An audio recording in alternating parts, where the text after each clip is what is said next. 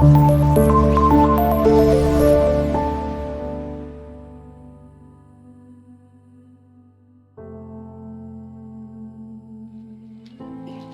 రాసిన 2వ పత్రిక 3వ అధ్యాయము మొదటి నుంచి చూడండి. అంత్య దినాల్లో అపాయకరమైన దినములు వచ్చినని తెలుసుకొనుము. ఎటువంటి పరిస్థితులు వస్తాయంటే ప్రియులు, అంత్య దినాల్లో యేసుక్రీస్తు ప్రభు రాకడ ఆసన్నం అయిపోయేసరికి, యేసుక్రీస్తు ప్రభు వచ్చేసరికి భూమి మీద ఎటువంటి సూచనలు ఎన్ని కనబడతాయంట.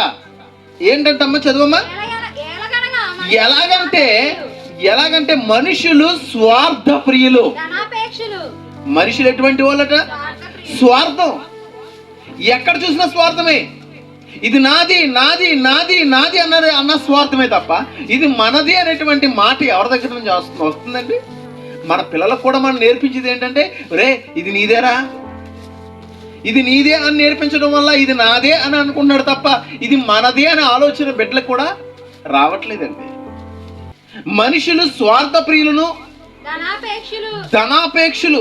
ధనం కోసం ఉదయం లేచింది మొదలుకొని రాత్రి పడుకునే వరకు ధనం సంపాదించుకోవడం కోసకే ఆలోచన, ధన సంపాదన కొరకే ఆశ. ధనం అవసరం లేదా అంటే కాదండి, అవసరమే. అది ఎంతవరకు అంటే నిన్ను సోమరిని చేయనంత వరకు.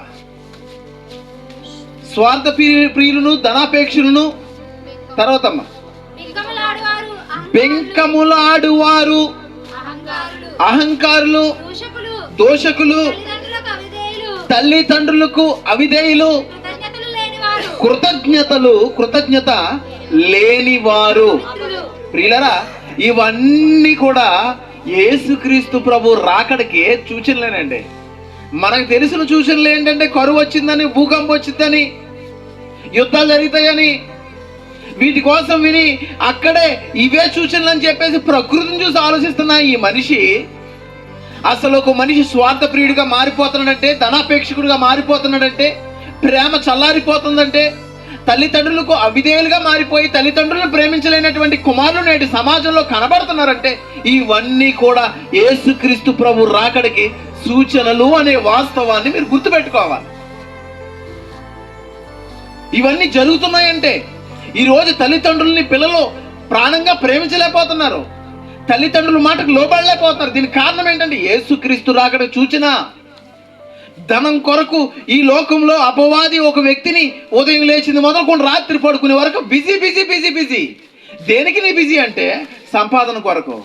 ఎందుకు సంపాదిస్తున్నావంటే బ్రతకడం కోసం, తినడం కోసం బ్రతకడం, బ్రతకడం కోసం తినడం అన్నట్టు జీవితమే ముందుకు వెళ్ళిపోతుందంటే మీరు ఆలోచించాలి ప్రియమైన దేవుని పిల్లలారా. ఈ రోజు నాడు ఇవన్నీ జరుగుతున్నాయంటే ఇవన్నీ యేసుక్రీస్తు రాకడకు సూచనలు అనే వాస్తవాన్ని మర్చిపోకూడదు. ఇవన్నీ యేసుక్రీస్తు ప్రభు రాకడ సూచనలేనా? ఎస్, అవును ప్రియులారా, ఇవన్నీ కూడా యేసుక్రీస్తు రాకడకు సూచనలే. ఇవన్నీ జరుగుతాయట.